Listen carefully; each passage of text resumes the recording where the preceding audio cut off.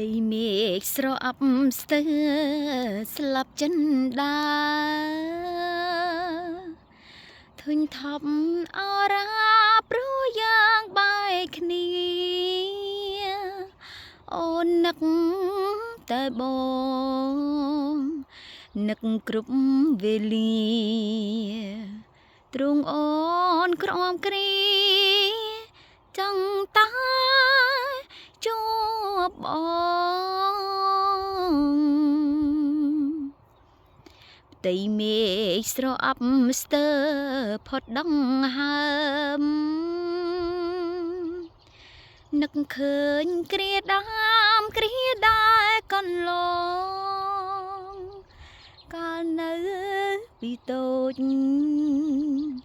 យើងដើរត្រសងអូនសូមឲ្យបងវិលវិញមកជួបស្រីសូមបងវិលវិញមកបង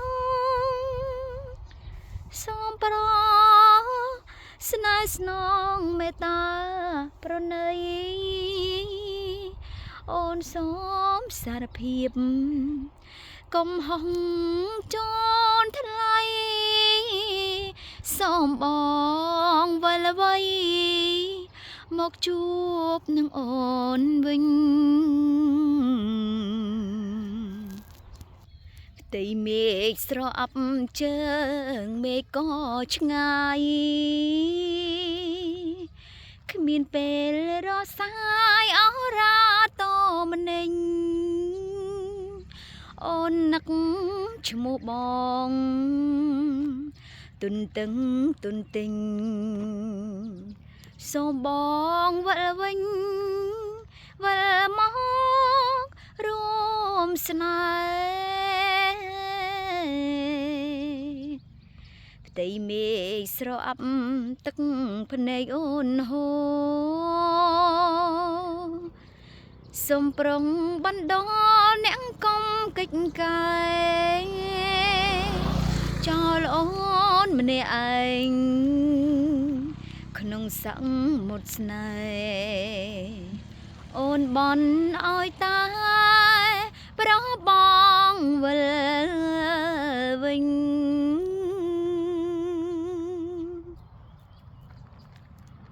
បងប្អូនអើយឃើញទេសភាពស្អាតពេកក៏ដាក់មកបត់ទៅចាស្អាតណាស់បងប្អូនវាបែបស្ងប់ស្ងាត់ហើយសំខាន់ផ្លូវនេះមើលទៅស្អាតហ្មងអែមហួរហើយសំខាន់ទេសភាពយើងរៀងសតុំអញ្ចឹងផ្ទៃមេឃរៀងអាប់អួរបន្តិច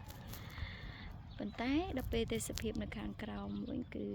មិនមែនខាងលើមេឃទេគឺទេសភាពនៅលើ